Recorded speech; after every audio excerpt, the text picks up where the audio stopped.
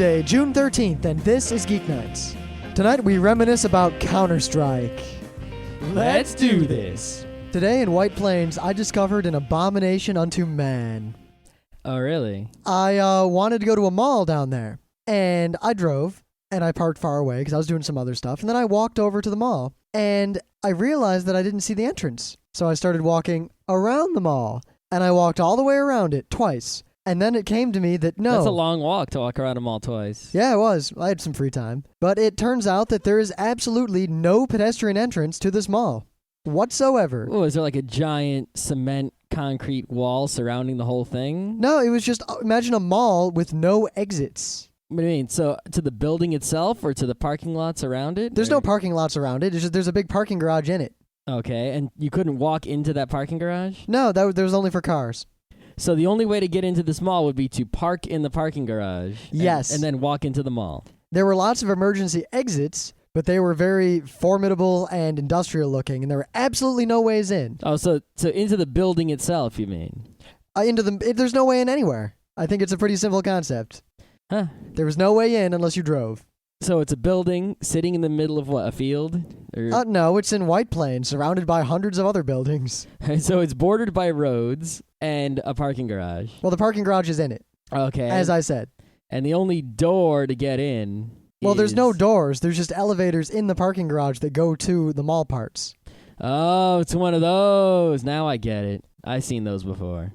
The way you're describing it, I thought maybe it was like... Like what? What could you possibly be imagining? This is like when you thought up was away from the sun. Well, because when I think about a mall is is separated. It has a big field of parking lots all around. What? A lot of malls don't. So this isn't some mega mall. This is a building in the middle of a city. Well, no, it's a mega mall. It's absolutely huge. Yeah, but it's not. In fact, it's bigger than the mall in Rochester, I think, in terms of the amount of space in it. Well, the mall in Rochester is tiny, but it's not. It doesn't have the same structure as the usual malls. Whatever. You seem to have trouble with imagining architecture, as we learned in that D&D game. It's not like you described it very well. You said it is as a mall with no entrances. Which it was. Very descriptive. Because that's all. That's the operative part of the story. It was a mall with no entrances. That was. Well, how did the cars get in? Well, there's an entrance for the car, and I said specifically pedestrian entrances. Yeah, why didn't you walk in where the cars went in? They wouldn't let me. There was a guy there, and he said, "This is for cars only. You can't walk in."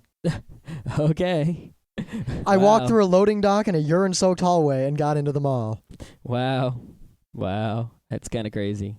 But for my news, in that mall, I bought the cheapest Mac Mini money can buy. Hooray! And an iPod. All right, everyone, it's time to tell Rim we convinced him to buy something expensive for him that he needed. And honestly, I was probably going to buy it anyway.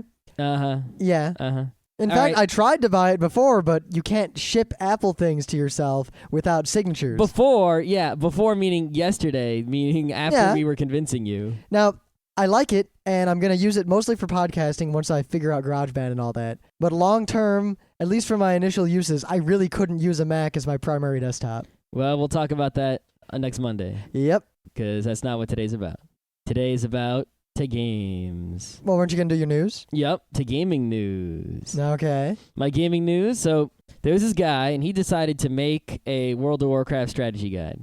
And that kind of reminds me, I had a friend who bought himself a Super Nintendo by making Mortal Kombat strategy guides back in the olden days and selling them in school. And then he got in trouble for it because you're not allowed to sell stuff in school. We used to just play poker straight up in school. Yeah. For money. Yep.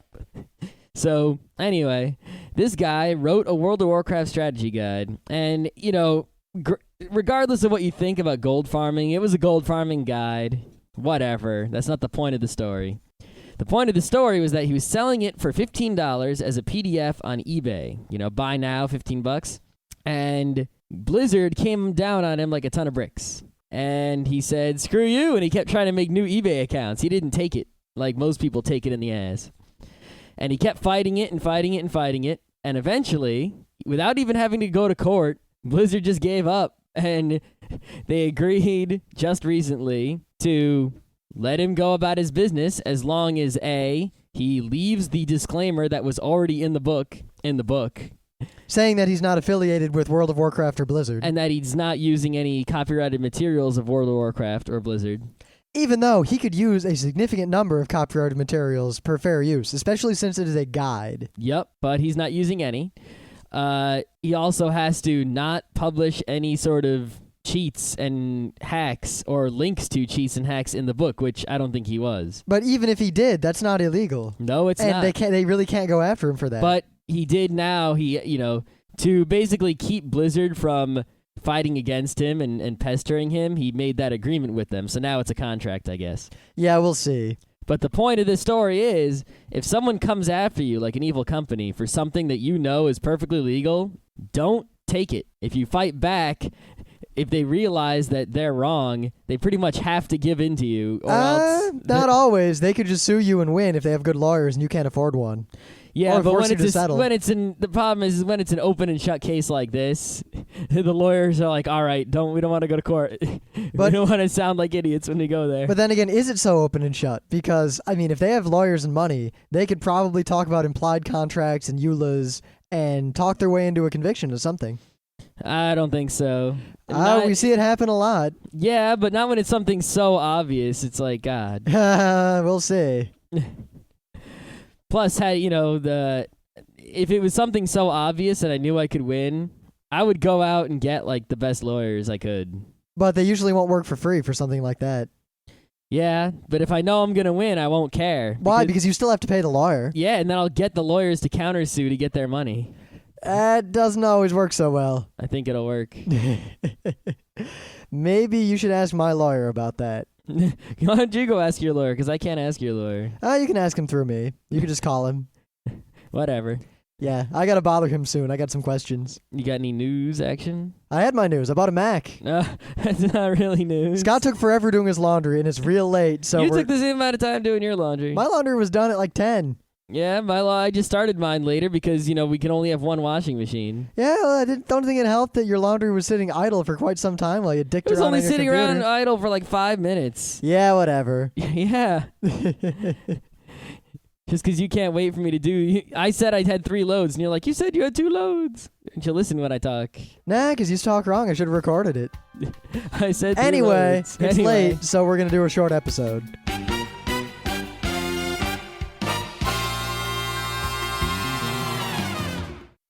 Things of the day. I actually found something kind of cool. There's this video of a passenger plane, a big jetliner, landing at an airport. I don't know what airport. And there's this really, really strong crosswind. And as the plane's coming down, it kind of turns sideways and hovers there, using its engines to hold itself into the wind, and slowly lowers itself and then turns back around and lands. It's crazy. It's pretty crazy. You gotta wonder what the pilot's doing there. I imagine he's either real lucky or real skilled. I mean, if that plane would have not turned back in the right direction, it looks like there's some water there they would have ended up in. Yeah, but I don't think there's any other way to land over there. I have this feeling that sort of thing's a common occurrence, and the pilot just knew what to do. Here's a hint. Don't build airports at places like that. Yeah, I've heard that actually Hong Kong Airport is a lot like that because there was nowhere else to put one. Oh, well, yeah, you got no choice, but... And actually, I heard on NPR today that experts said if New York, New Jersey don't build another airport real soon, the state's screwed. Really? JFK is already running at full capacity, and LaGuardia is at about 95%. What? No, because at JFK, there's the old TWA terminal. Yeah, you know what? Sitting there unused. There was this huge thing on NPR this morning where they talked about how JFK and LaGuardia can't handle the air load into New York City anymore at all. And how if we don't build a new airport, then within 10 years, there will not be a way. I'll have to go check that out because... Because what? I've been to JFK, and they have terminals that are sitting there abandoned that they could use. Yeah, apparently they can't or something, or they can't... There's not enough capacity there. Maybe they just need a runway and not a terminal. I think it's just there's not enough capacity there for the expected load. Could be. Since New York City is one of the few cities where the economy is in the upswing and crime is going down. Yep. All right, my thing of the day is actually game-related. Holy crap. Really? Yep. This is a guy named Flying Omelet. He made a website with his top 50 favorite video game ending songs. Extravaganza Part 1. All right, what's number 1? Number 1, I believe, is an RPG named... It's an RPG-heavy list, by the way, if you didn't guess. Well, RPGs tend to have the best music. Yeah, some of them. Number 1, Final Fantasy VI. Number That was 2, a good song. Final Fantasy IV. Final Fantasy IV had a great Number 3, ending song. Chrono Trigger. Number 4 is one of the only non-RPGs in the top of the list, Panzer Dragoon Saga. And, number 5 is Metroid, 6 Earthbound. The list is pretty expected, but the real good part of this list is number 1, he's got an MP3 for pretty much every song in the whole thing. He's got MIDIs for a whole lot of them. And some of them are games you never even heard of. Like, what's the crazy one I never heard of? Like Hyperzone. You ever heard of Hyperzone? Never. I don't really care to either. How about Skyblazer? I've heard of that. I've heard that before. I don't know what the game is, but I've heard the word Skyblazer. Yeah. Mega Man 2 and 3 were on the list, but they were pretty low. But considering it's a top 50, I'll let it slide a little bit. Mega Man 2 didn't have the greatest ending music. Mega Man 2 had excellent ending music. What are you talking about? It had good music. The ending song wasn't that special. Number 49 is Draken, which is one of those games that's impossible to play. God, Draken. I could do a whole show about how bad that game was. Yeah, there's a lot of bad games on this list that, for some reason or another, this guy thinks they have good ending music. I definitely agree with the guy's top 3 at least. I don't say they're the number. Do you remember the ending song to Final Fantasy IV? Yeah. And while ending songs... do you? How'd it go? I don't remember. But I thought you said you remembered it. I do, but I can't sing it. Oh? Here, it went something like this. Let me push the button on the computer here. Great. Anyway. Yeah. While RPGs have, usually the good, epic music, there are plenty of musics in other genres of video game music that are better. It's sort of like it's picking Final Fantasy 6 and 4 and Chrono Trigger. It's sort of like you're picking the same song 3 times. Nah, Final Fantasy 6's ending song was vastly different from 4's. Yeah, but it's the same kind of song. What do you mean the same kind of song? It's like if I made a list of best songs ever, period, and I chose all like rock songs for the top 25. It's like, okay, seriously. It's like picking best video game songs ever and choosing mostly RPGs. Well, I think it's partly that RPG music tends to be more classical and more complex in nature. Yep, that's true. Which generally... But that doesn't make it necessarily better than other music. Well, it depends on what criteria he's using for better. And obviously... I think, the guy's criteria, I have to let him slide also, is that it's his top 50 favorites. So this is this guy's favorites. He's not claiming that these are the best ones. Well, I at least agree with him. Yep. I would take his top 50 and just put them in a different order, probably. So because Rim is all tired and wussy. And Scott's tired too. You should have heard before the podcast. I'm not tired. We got to get this done. It's late, and I want to play with my Mac some more. Yeah, it's late and you want to play with the Mac, and I don't care. Anyway, today we're going to talk about something real easy to talk about. Real old. Not that old. It's still being played today. I haven't personally played it in over a year. Me either, but that's besides the point. It hasn't changed very much. We're going to talk about the classic, perhaps number 1 FPS ever in existence, multiplayer FPS, Counterstrike. I mean, for anyone who doesn't really realize it, Counterstrike was the number 1 FPS in terms of number of players for pretty much the entirety of the time we were in college, pretty much from the end of the Quake 2 era until the World of Warcraft era, when the FPS started dropping out of favor. Even so, Counter-Strike is still played by thousands and thousands of people around the world. To this day, is perhaps the most popular multiplayer online game ever to exist, and it is doubtful whether it will ever be beaten. Other than Lineage, possibly, in terms of raw numbers. But I think World of Warcraft has beaten Lineage in numbers now. Oh, now it is? Yeah. So, but this is, Counter-Strike is a game where there were always, around the world, thousands, perhaps tens of thousands, people playing it constantly. No matter where you lived, there were low-ping servers near you that were full all the time. And it's been going on for how long? Since about the year 1999. So 7 years? Give or take. Something like that. It really, really took off the summer of 2000. Yep, that's when it launched. And then it took off again. I forget which beta came out, but there was one, I think it was 1.3 something. That 1.3 wasn't beta. Yeah, that was when it... 1.0 was non-beta. 1.0 was non-beta, and one of those versions, shortly after there, is when the game exploded crazy, like it doubled. I think 1.1 was an explosion, and beta 7 was an explosion. Yeah, Beta 7's the one I think I was thinking of. Yeah. So let's talk about how we started playing Counter-Strike. All right. Well, the thing is, I tried it first before Scott, but Scott played it before I did. It's kind of weird, but I'd heard of this Counter-Strike, and so I think it was Ken or someone told me to play it, and I got it, and I played it, and I died right away. And then I died again, and the game was just frustrating and difficult, and I quit immediately, and that was it. For me, in high school, we only had dial-up modems, so I couldn't play too many online games besides Diablo 2, which I'll never play again. And I had Half-Life 1, which I beat, and I really like Half-Life 1. And I wanted to play some multiplayer games, and so when I got to college, I played Team Fortress Classic, mostly the hunted type, which is which is sort of like Counter-Strike with the VIP. You know, you got to get this VIP to the garage so he's safe, but the other guys are trying to snipe him. It's actually the only decent Team Fortress scenario. Anyway, in CS1 lab, the lab instructor was like, "Oh, you got to play Counter-Strike. Yeah, when you die, you don't come back." And I was like, "What? That sucks. I'm going to die and then sit around doing nothing. I'll just turn the game off or, quit and go find another game to play in. What's the point of that?" Now, I had heard of Counter-Strike, but I didn't really know that it was a free Half-Life mod. I thought it was some game, and that's all I knew is there was a game named Counter-Strike that I didn't want to play. See, at least because I had a cable modem early on.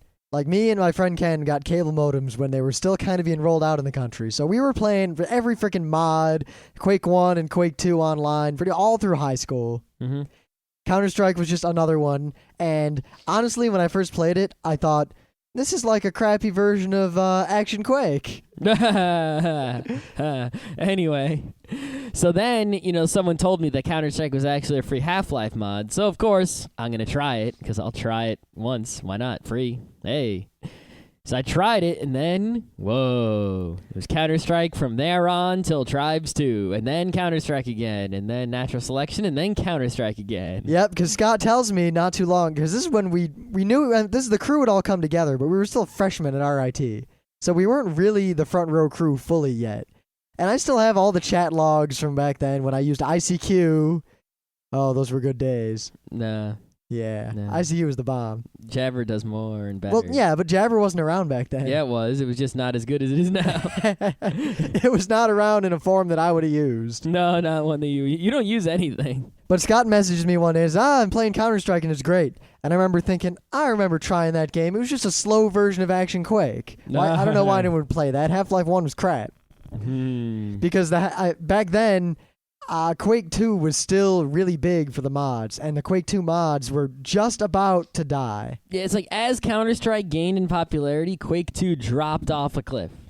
Yep, because before Counter-Strike took off, Action Quake and Weapons Factory and even like Mega TF for Quake 1 were still super, super, super popular. Relatively. If you compare it to the popularity of games now, they're popular relative to the time when when FPS gaming wasn't super crazy huge and broadband wasn't widespread. Yeah, those games were wicked more popular than any other game. Yeah, the people who had broadband were pretty much guaranteed to be in that culture of, mod, FPS, Quake 2 style gaming. Yeah, if graphic in game development had gone slower and network speeds had gone faster, then Quake 2 would be now, and we all had broadband, and it would be the number one game. Yep. And we could do a whole show about the progression of like the Quake 2 era. I think we already did a show about FPSs, so yeah, we did. Let's stick to the Counter-Strike. But I tried the game again, and I started getting it, and I started liking it, and I played it pretty much continuously until Natural Selection was discovered by me. And then I went back to it. And then Tribes 2 came out. And Tribes 2 came out before Natural Selection. Long before. I don't really remember the chronology. All I remember is when Tribes 2 came out, we stopped playing Counter-Strike pretty much until Tribes 2 died. Yep, that's how it went. Tribes 2. It's like Counter-Strike was this game you could always go back to because there are people always playing it. Yep, it's like every other FPS that came out, was just a dent in Counterstrike. Unreal would come out, and a few Counterstrike people would go to Unreal, and then some of them would come back. And every time a new big FPS came out, Counterstrike would go down a little bit, and then go back up a little bit less than that. So after it reaches peak, it's been declining, but it's still there with still thousands of players. Yep, I'd still bet that it's probably one of the most played FPSs still. Oh, absolutely. If not the most played. Just think about all those FPSs that put a dent in Counter-Strike over the years are now mostly dead. Yep. I mean, the only real survivor that I know of is Natural Selection, which is hanging on. There's that Battlefield. People play that. Yep, it's a good game. There's still people playing Unreal. Some people play Sin, and some people play Quake 4. Yeah, not so many people play the newer Quakes. Yeah. Like, Quake 3 was a flash in the pan. Yep. There's a bunch of, Quake 3 we'll talk about Quake 3 another time. Yeah, we could do a whole show on that. Quake 3 is an anomaly. Yeah. But there are a lot of Half-Life mods that have a small following. You can always get a game of Sven co-op if you want, or Science and Industry. Yeah. But they have, maybe 100 players at most. That would be insane. You can't just do with Counter-Strike, with these games, what you can do with Counter-Strike. Log on, there's a server, just click on the top server and play. Yep. And there's people there, and they're good. Mm-hmm. Or they're punk kids. Punk kids. All right, now we're not going to talk about Counter-Strike cheating. Yeah, but the culture of Counter-Strike, a lot of people pointed to it as the end-all or the bottom of the internet. And that's just not true, because the bottom of the internet is like Downnet and FNet and Style Project. And 4chan. And 4chan. That's the bottom. But people always make jokes about the terribleness of the people in Counter-Strike. And there were a lot of assholes playing Counter-Strike. But they're mostly just 12-year-olds. They weren't assholes. They're like every other 12-year-old. I think it's that so many people played Counter-Strike that every server, it was like 1 million different countries. And depending on where you played, there were every walk of life was represented in Counter-Strike. Well, every teenage male walk of life, that is. True. Though With a few females here and there. Yeah, I knew some pretty badass females at that game. Oh, there are plenty of badass ones, but I remember the people who complained the most about Counter-Strike were the people who never played it or played some other obscure mod. Like, say, the people who still played Action Quake long after Counter-Strike had won. Mm-hmm. Those people had a very close-knit community where everyone knew everyone. So when they get into Counter-Strike, and not only does no one recognize or fear their clan tag, but no one recognizes them or talks to them, and there are people speaking strange lingos like STFU nub, Jew. Circle around back, bomb number 2. Oh my god, what the fuck? Go. Okay, that's the end of the Counter-Strike radio jokes. Yeah. Fire in the hole! Now, bear in mind that this is before, when Counter-Strike was super popular, there wasn't the voice chat built in. Yep, all you could do is say the built-in things. Some people would use things like TeamSpeak, but some people consider that cheating. Yeah. There's a lot of dead speak going on, so they didn't want anyone to use any out-of-game chat things while you play Counter-Strike. Which I have to admit, Scott and I were the masters of. Oh, we were totally the masters, because we'd be in the same room playing for anyone who doesn't know, the way Counter-Strike works, let's do a short description. We should. So, there's 2 teams, the terrorists and the counter-terrorists. And there's 3 scenarios. The DE, demolition scenario, the CS, Counter-Strike scenario, and the AS, the long-forgotten assault scenario? Well, no, AS was assassinate. Assassinate scenario. No, you're the forgetting. ultra long lost escape ES scenario. Oh, escape. Now let's talk about the ultra long lost, never to be played again escape scenario. Now it was a really cool idea, but it didn't work. Well, the reason it didn't work is that back when that was around, and even today, it's hard to make maps in Half-Life. Oh, real Half-Life hard. 2, because you have to make the map by modeling it. But you also have to program the map, because it's basically you're writing code. And really, the map-making tools, while they're better now than they were, they're really not easy to use at all. Plus, some people, like one map, I think it was Docks. I don't remember all the details because I didn't really care. But the map was a terrible, terrible, terrible map. It just didn't work. It was not fun. You talking about the dead guy? Yeah. Okay. But then the punk kid who made the map, killed himself not long after making the map. So all the servers kept playing the map and talking about how awesome the map was as a tribute to this kid. And while it's horrible the kid died, the map he made was terrible. There's no reason that we should have to subject ourselves to that. And in fact, I got banned from a server for saying that map sucked because the admin was like, a kid died for this map. Yeah. Okay. Yeah. Anyway. But ES. ES is an escape map. This is where the terrorists are in a prison of some sort, and they have to escape, which means they all have to get to some other place on the map before the counter-terrorists kill them all. They usually don't start with weapons. Yes, it really sucked. It was a good idea, and if it was executed properly, it would make a really fun game, but it was never executed properly, and everyone would go change the map, or servers would just take the map out of the rotation, and that would be it. Yep. And then they took the maps out of Counterstrike altogether. Now, AS was probably my favorite. AS was also my favorite. There were only a few maps where it actually worked. Yep. Now, the cool thing is, one guy was the VIP. Mm-hmm. And he was a counter-terrorist, the VIP. He was given a pistol, and he had a whole bunch of body armor on. And he was a person. His only goal was to escape to the helicopter. Yep. And it really sucked, because if you were a counter-terrorist, you would be randomly selected to be the VIP. Which sometimes, it was, like, you could tell, because it always kind of randomly picked, but if you were good and you kept surviving, it tended to keep picking you. Kinda, yeah. Yeah. But it really sucked because it threw this big kink in the game where if whoever got picked to be the VIP sucked, your game was basically screwed no matter how good the rest of the CTs were. Or by the same token, sometimes you really didn't... Like, say the terrorists are just owning you, and every round they just gun the guy down.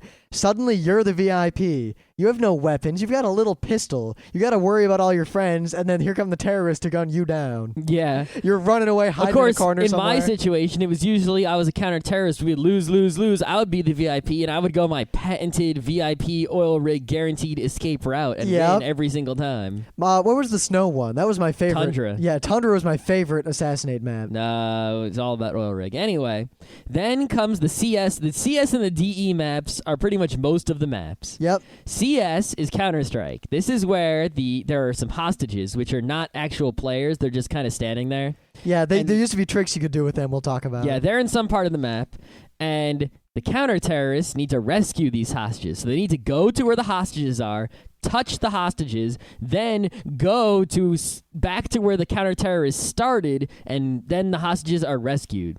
So you have to go into the enemy base and out. And the terrorists, all they have to do is prevent the counter-terrorists from rescuing the hostages. Now, for the longest time, time, job. The game was set up where to grab a hostage, you basically run up to him and use him, and then he'll follow you around like a dude. Mm-hmm. Now, terrorists could do this too. So smart terrorists would grab one hostage and hide him somewhere, or they'd grab all the hostages and stash them in a closet somewhere and guard that. Yep. Now, you couldn't kill the hostages because then you would lose your money, which we'll talk about later. Yeah. Killing the hostages, no matter what team you are on, screwed you. So unless you were desperate, you wouldn't kill all the hostages. A lot of times hostages got gunned down just in a firefight, but that was... Yeah, because a terrorist would sit near the hostages waiting for the counter-terrorist to come and rescue them, and then the counter-terrorist would show up, there'd be a billion bullets everywhere, and some, hostages get killed. It just happens. Yeah. Anyway, and then there's the DE map. DE is demolitions. This is where there are one or more bomb spots, usually 2, sometimes 3, and the terrorists want to blow up any of these bomb spots. If they blow up just one of them, they win. One guy randomly selected on the terrorist team has a bomb, the only bomb. And he has to bring that bomb to one of the bomb spots, set it up, which takes like 5 seconds, then wait around for it to explode and hope that a counter-terrorist doesn't come and defuse it. Now, if you die before you plant the bomb, someone else on your team can pick it up and go do the job. If the bomb is defused, it's over because you only have one bomb. And once you plant the bomb, you can't pick it up and bring it somewhere else. You planted it, that's where it's going to be until it either explodes or is defused. Yep. You could also always win any game of Counter-Strike by killing the other team. To a point, if the terrorists plant the bomb and then they all get killed, but the bomb still goes off, terrorists win. The terrorists still win. That's right. Terrorists win. Suicide terrorist bombers. I was just thinking of some natural selection things, but I'll talk about those another day. Yeah, so the thing that made Counter-Strike real popular were 2 things. Number 1, in any round, Counter-Strike is played in rounds. You play until someone wins, then you do it again, then you do it again, then you change the map. Then They're short rounds. Yeah. The game itself, there are games like SWAT, or games that involve terrorism, counterterrorism action. Basically, the premise of Counterstrike is that the round begins the moment that negotiations broke down. Yep. So it's the terrorists made some demands, the counter-terrorists didn't agree to the demands, and then, you go, click, they said the counter-terrorists decided to go in, or the terrorists decided, all right, we're going to go plant this bomb, fuck those guys, they didn't meet our demands, and then as soon as the game says, let's go, team, that's the minute that, you decided that you were going to go do the job. Yeah, you make your dynamic entry, a big firefight, someone comes out on top. Yep. There's a time limit. You have an objective. It's not just kill other people like most FPSs were. Yeah, it's the one problem in Counter-Strike is that if you don't end up with good players, they won't try for the objective. They'll just try to camp or kill all the other players, and they won't help you plant the bomb. Many a time, I would go with the bomb and plant it on my own, or rescue the hostages all on my own while everyone else is fighting somewhere else. And if Scott and I were on a team and our team sucked, it just didn't matter. We could handle it. Yep, as long as the other team wasn't really, really good. I mean, I don't want to brag. Well, I love bragging, but Scott and I were extremely badass at Counter-Strike. I don't know how badass we are now. Now, probably I don't know how not good so I am much. at Counter-Strike Source. We mostly played the older Counter-Strike. Yeah, but I mean, when we played, we were pretty good. I mean, one of us joining a team could pretty much turn the tide. I would say most of the time that we lost, it was because of a cheater. Yeah, I would honestly agree with that. I mean, we were just really freaking good at that game. But also, many times when we won, it was because the cheater was on our team. You want to know why we were so good? We wasted countless hours when we were freshmen. Whenever we weren't game. in class, we were playing Counter-Strike until nighttime when we did something else instead. Yeah, because we'd all get together and play D&D and Battletech and stuff at night, but during the day between classes, we just played Counter-Strike. Yeah, what else are you going to do for that short amount of time? 5 rounds of CS, duh. And you know what's amazing? Pretty much everyone else did too. Yep, walking aroont the dorms at RIT at any given daylight hour. You could hear in any room was either digga-digga-digga-digga-digga, digga-digga-digga, or fat. Those are the two things you heard at RIT dorms. Sometimes you heard both. Ooh. One roommate's playing, doesn't notice. The other roommate's finishing something up. Anyway, the two gimmicks, they're not really gimmicks. They're they're the gameplay aspects that make Counter-Strike unique and awesome. Yeah, the gimmicks. Yes, exactly. One of them is that when you die, you don't respawn. Now, if you've ever played Quake, the second you die, you push a button and now you're in the game again immediately. And you just keep playing and playing and playing until you get enough kills and the game's over.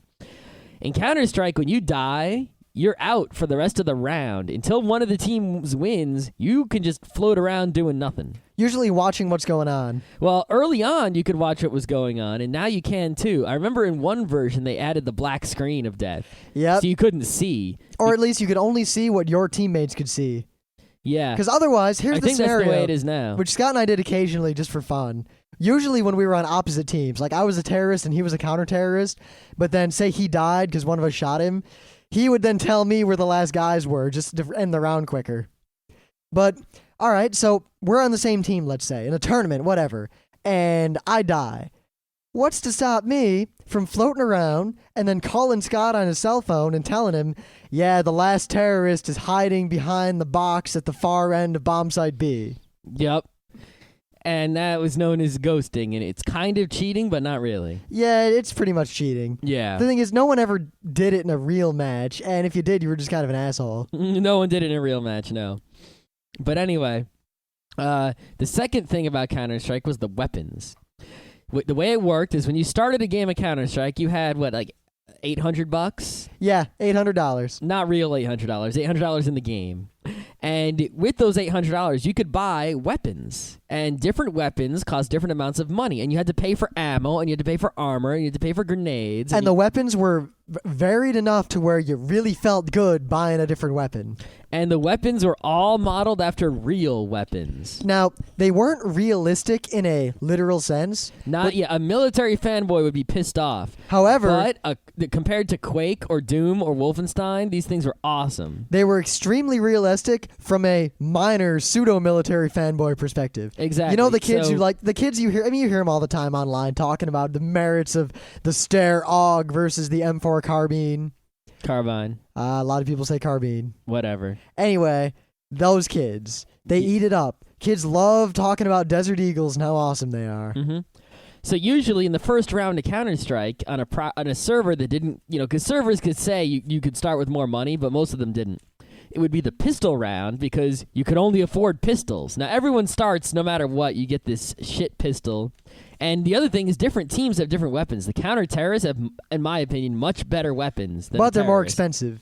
They are more expensive. Terrorists get all the AKs and MAC-10s. Yep, terrorists get AK-47s, MAC-10s, and SIGs, terrorists get those. And counter-terrorists get AUGs and... I remember when they added the P90. P90. Because both people got that. Yeah. Or the 5.7 pistol. The 5.7 pistol, and then the terrorists have the elites. Yeah, the elites. Oh, elites. That was the dumbest thing ever. They're the best pistol. Oh, my God. I went through a phase where I would try to elite all I could. I always kept my elites, and then I would whip them out whenever I had a chance. For some reason, I loved using the normal shotgun. Really? The pump shotgun. It was terrible, and I usually died. But there was nothing more satisfying. Well, better than using the noob cannon. There's nothing more satisfying in the world than standing there and a terrorist runs around the corner and he stops and he's about to shoot you and you turn and you put one shotgun blast into him and he flies over and falls dead. Yep. His and friends then then you gotta reload and pump and someone kills you. Yeah. Anyway, no, the super shotgun, the Benelli in Counter-Strike is known as the noob cannon. Some people who don't know might call some other guns the noob cannon. They're idiots. The noob cannon is the Benelli shotgun. The thing about the Benelli shotgun is it's an automatic shotgun. It's real. You could fire it like, how many times? It was ba-doom, ba-doom, ba-doom, ba-doom, ba-doom. No, it was like doom, doom, doom, doom, doom, doom, doom, until you ran out of shells. And you could fire like 8 times, I think, before you had to reload. Now, reloading took a while because you had to go click, click, click as you filled it with shotgun shells. But you could interrupt the loading process to shoot, which most other guns you couldn't. Yup. So you'd be like, you would start with a full loadout, and you'd see a guy, and you'd go doom, doom, doom, doom, doom. Now, the reason a lot of people call it the noob cannon is that in close quarters, someone skilled could deal with it, and team tactics could definitely take it out. It wasn't the best weapon.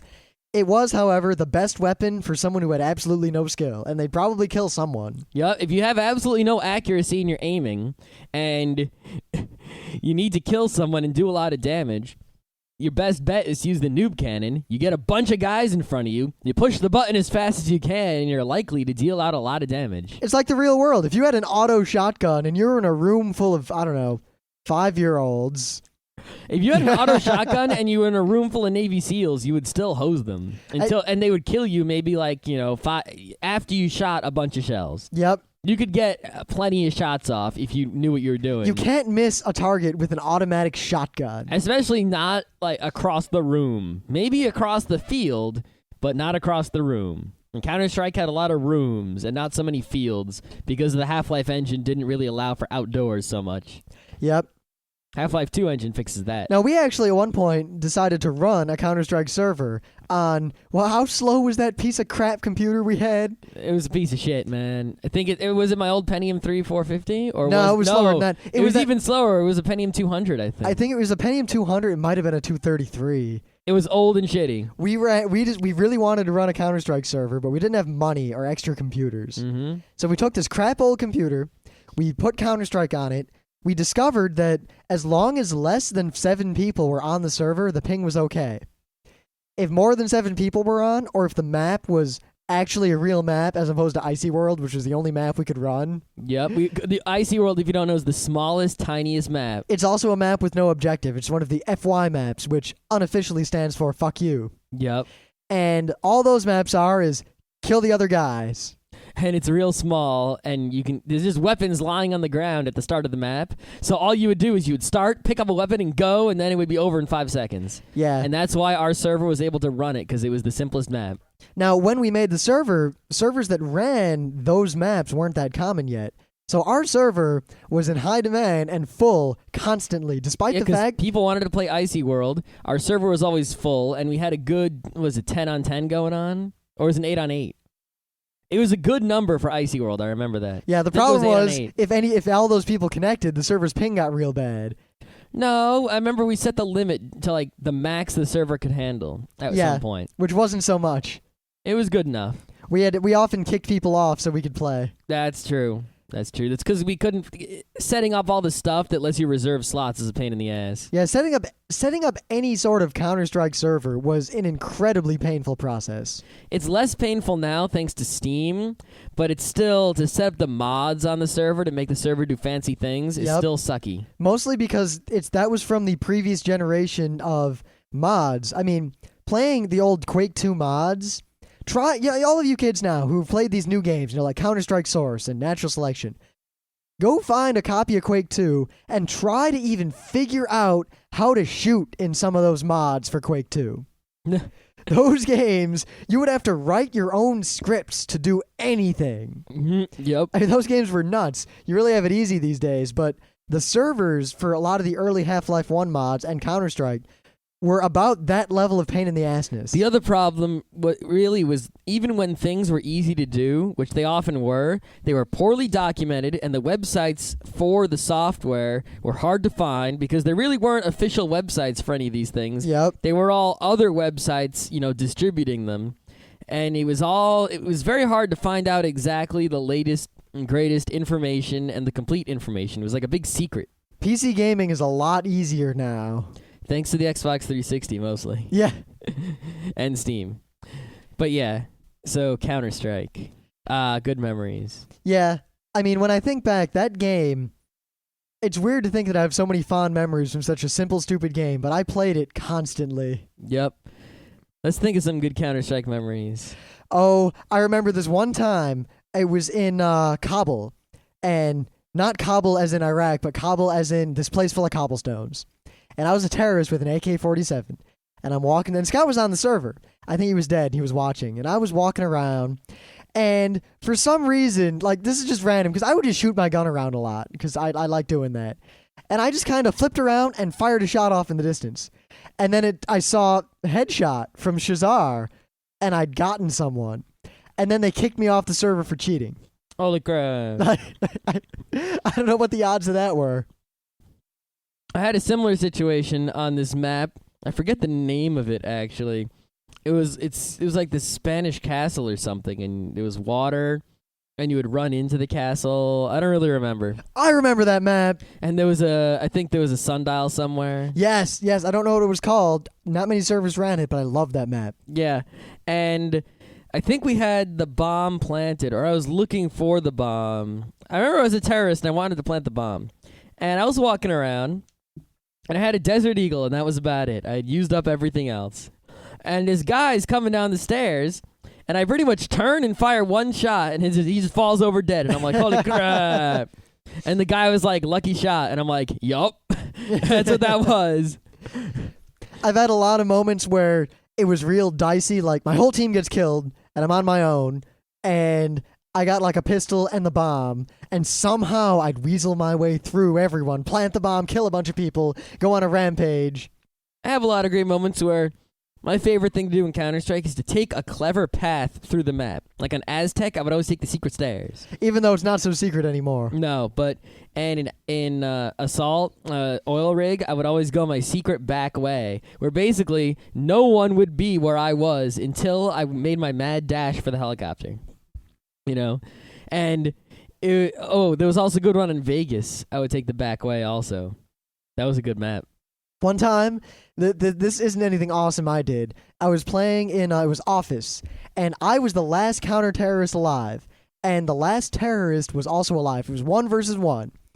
And I know that everyone else in the map was watching us, because our little fight was going on for a while. We were stalking each other around. It was an unlimited time server. So I was stalking, real carefully. I had my M4 silenced, and I'm poking around, and I was walking silently, and he was walking silently, and for minutes and minutes, we couldn't find each other. So finally, I'm walking very slowly, and for a while, and then I get this feeling, and I turn around, and he's standing right there with a knife, and he's been standing there, and I didn't know what to do. I jumped out of my chair like, ah! And then he stabbed me to death. And then the voice chat turned on for me for all the dead people, and all I heard was them laughing their asses off as they explained to me that he'd been following me like that for over a minute. And the fact that I was so dumbstruck I couldn't even shoot him. Yeah, it's a good one. Yeah, like I literally, I was like, ah, and I stood up a little bit, and it was too late. Yeah, in Counterstrike, you always want to look all over the place real quick all the time. Yep. Most of the time when you die in Counterstrike, it's you shot in the back. Usually when you're facing someone, the odds of a firefight is pretty much just random.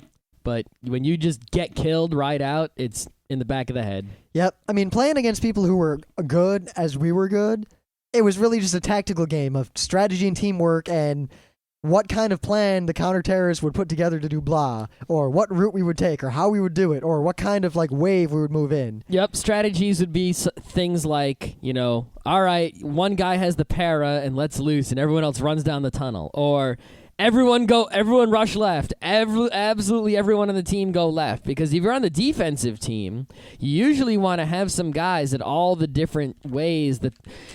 The way the maps are constructed is that, the terrorists start in one area and the counter-terrorists start in another area.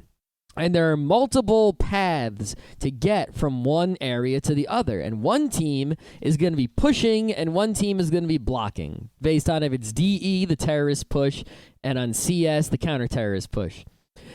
So the defenders usually want to cover all the different entrances, because if they leave one unguarded, then there's a chance that all the offensive the team will just go through that door, no one will be there to stop them, and they'll win, and game over.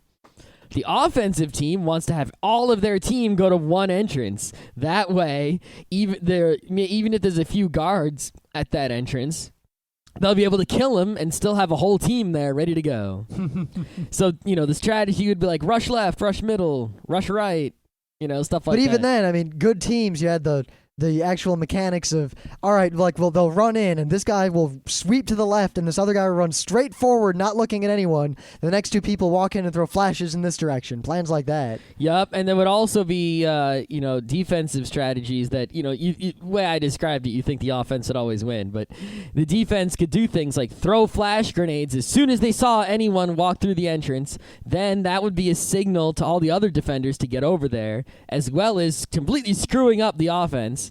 Then, they could throw some smoke in there, kill the guys at a choke point. So even though they're in a big group, they have to walk through the door one at a time. They all get killed as they walk through the door. Of course, a lot of times we played on servers with people who weren't so good. And at that point, it became, I am Rim, a.k.a. Rambo. I walk around with an MP5 killing everyone I see. No one can stop me. Except for the one guy who just stopped you. Yeah. Even though you killed a whole bunch of guys. Yeah, because no matter how good you were, one guy could not often take on the entire enemy team. You could take out most of them. But then it you're really spent. depends on the skill of the other team. They have to be pretty bad to completely lose to you. But in terms of, I could hardly ever kill many guys on the other team. If I killed more than 4 guys in a round, that was crazy. And in fact, 3 guys is a damn good round. Hell, 2 guys is a good round. But often I would win on my own by completing the objective. I would go in alone with the bomb. I would go around the back way all alone with the terrorists and the hostages. And rescue them. Yeah, rescue the terrorists. No, I'd rescue the hostages all alone. But trying to fight the other team alone was, how do you say? I don't know how you say. What are you trying to? Fruitless.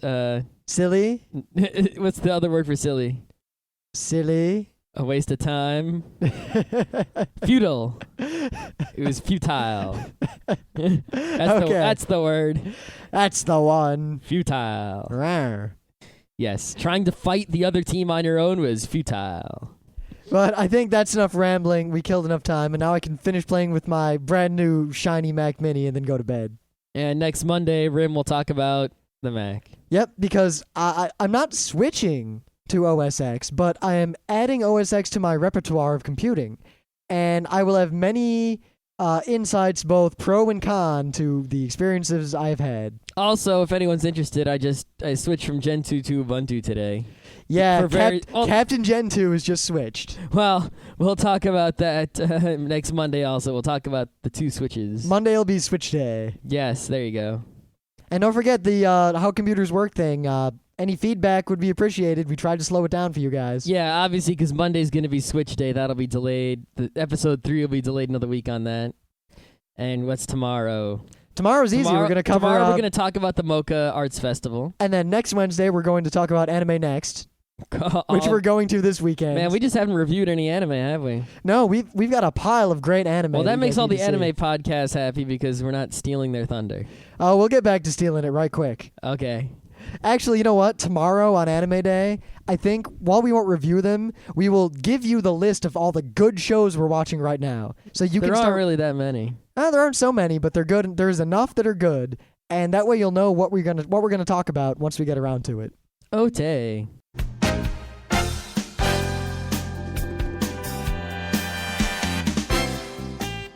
And that was Geeknights with Rim and Scott. Special thanks to DJ Pretzel for our opening theme. Be sure to visit our website at www.frontrowcrew.com. If you like our podcasts, you'll love our forums. Make sure you visit them. You can send your email feedback to geeknights@gmail.com. And if you want, you can leave us a voicemail at 206-333-1537. Geeknights airs every weeknight, Monday through Thursday. Geeknights is recorded with absolutely no studio and no audience. But unlike those other talk shows, it's actually recorded at night.